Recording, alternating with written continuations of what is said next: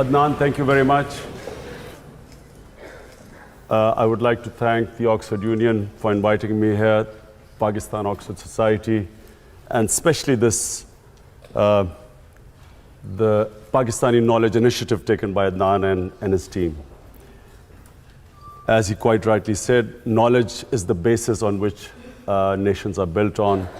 And this is a great initiative because this will enable our best talent pool, which is outside Pakistan, to coordinate this talent pool so that we can not only collect money for Namal University, but also have the knowledge capital.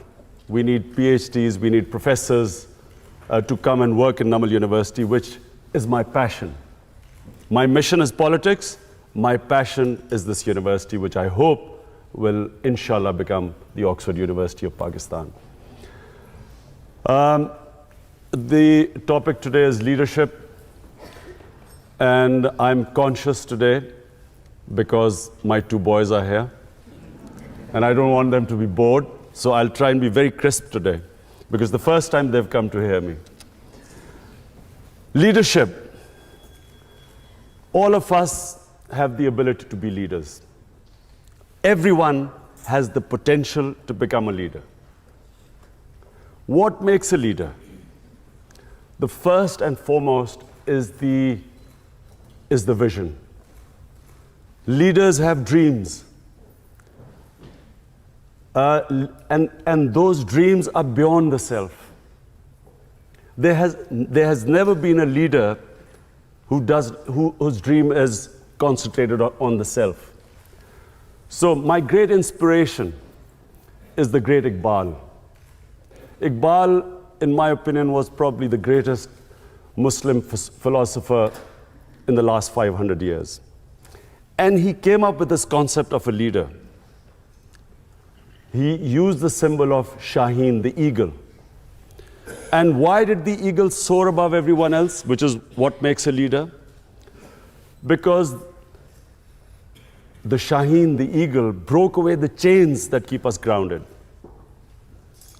So what stops us from achieving this great God-given potential are the various chains that make us tread the trodden path. So the Shaheen, the eagle, has great dreams. The difference is not talent, difference is not education. Difference is that a leader dreams what others are scared to dream of. Dream the impossible. And then that dream is, as I repeat, is not based on the self.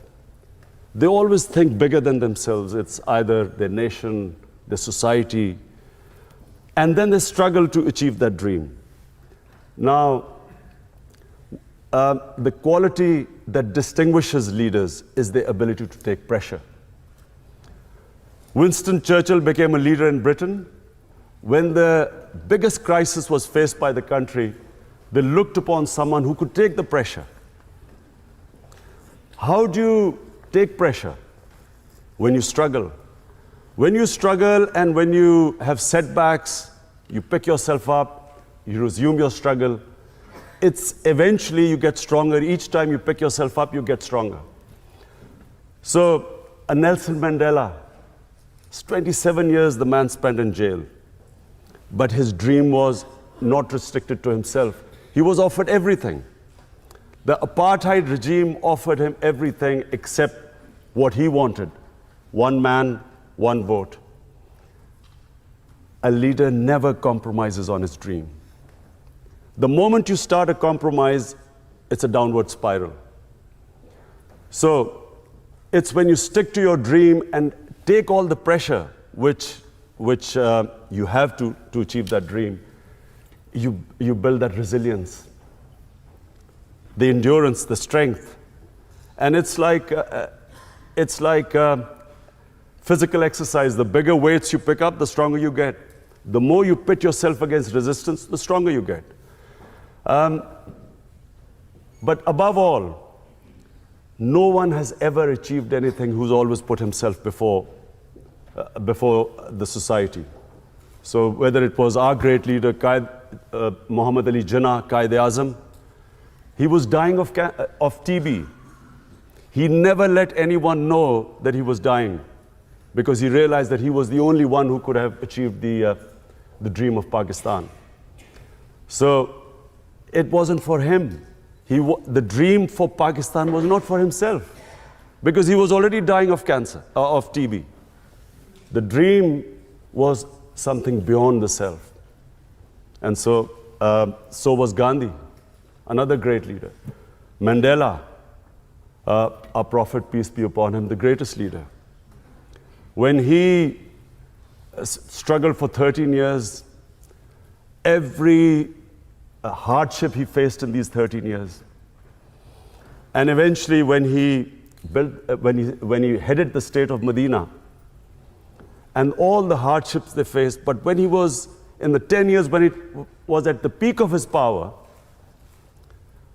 the famous address at Arafat, where 100,000 people standing and him addressing them from the Mount of Arafat. And he asked the people, can you bear witness in front of God that I have conveyed his message to you? So the 100,000 people said yes. And then people started crying. They started crying because they realized that he had just come to deliver a message. The objective was not power. He still lived in that little house, which was that Masjid al-Nabi, the little few rooms which he had when he came with nothing. So it was never for the self. And the moment he had achieved his mission, everyone cried because they knew that he was going to go. Similarly, if you look at any big name, they had a bigger vision. So number one is the vision. Number two, a leader can only achieve his mission if he conquers his fears. The biggest impediment in the way of people achieving their mission is that they get scared. They get scared of humiliation, failure. A lot of people don't attempt things because they're scared that people will laugh at them. People get scared because they're scared they'll lose their livelihood. I'll lose my job, I might not get a better job, and so they don't take a risk. And then, of course, above all, the greatest fear of death. That stops people from chasing their dreams.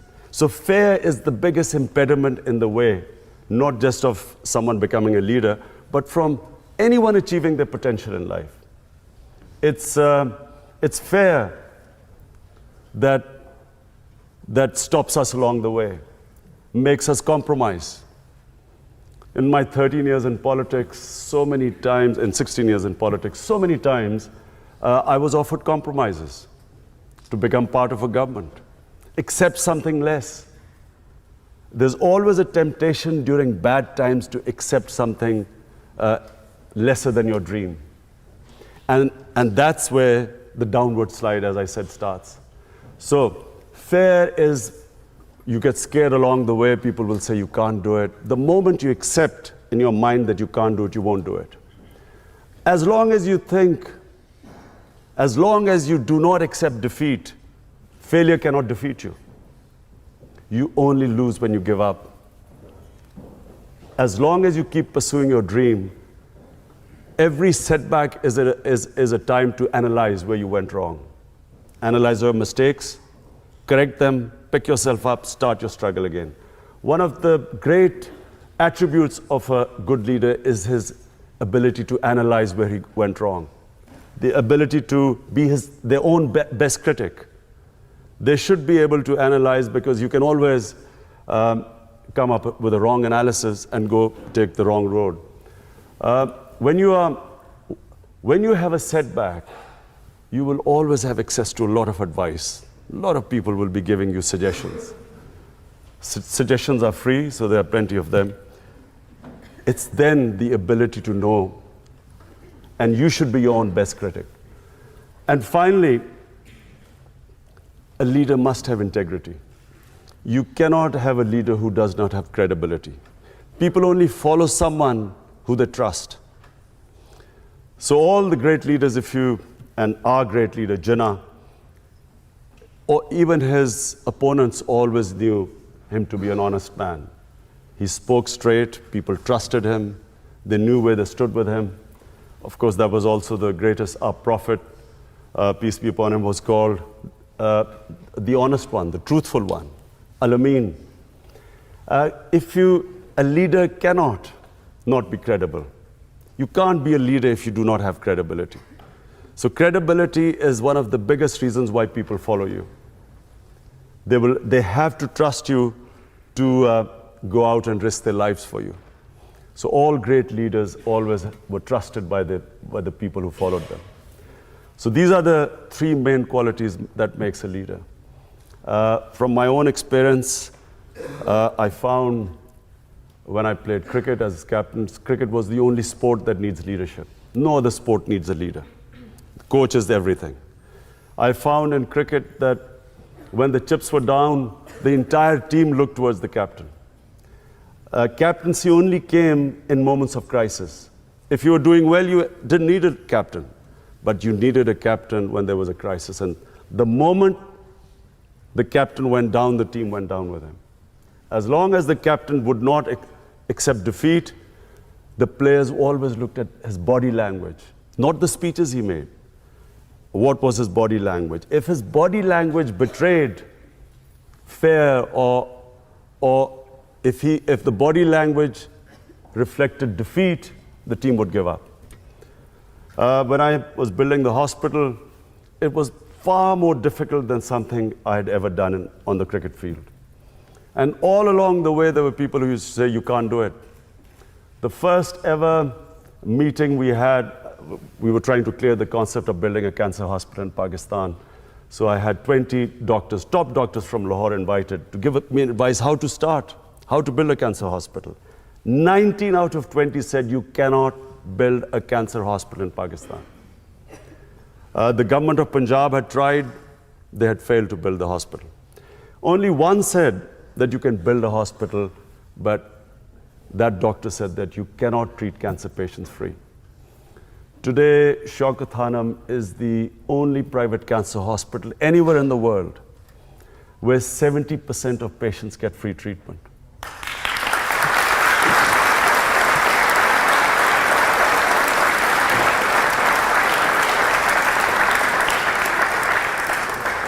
It was awarded by the World Health Organization, WHO awarded Shaukat Hanum for services to humanity as the only private cancer hospital, which is also the biggest charitable institution in Pakistan. And then when I came into politics, for most of my 16 years of politics, people laughed, made fun of me. He's too naive, doesn't understand politics. And all along the way, I was told one thing. To succeed in Pakistani politics, you have to do as the Romans do. So you have to make compromises and so on. And I was always offered compromises. Today, the only reason Tehreek-e-Insaf is by far the fastest growing party in Pakistan, had I compromised, this would not have happened. It's because people in Pakistan, as they say, an idea whose time has come. Finally, people have realized that it's the only political party that they can trust. Tehreek-e-Insaf is the fastest growing party in Pakistan's youth because the youth wants change. And although even the other status quo parties talk about change, the youth of Pakistan today trusts Tehreek-e-Insaf. Had I compromised along the way, this would not be the position today. And it certainly would not be the position where Tehreek-e-Insaf today is poised. And I'm making a prediction in front of all of you. The next election will be swept by Tehreek-e-Insaf.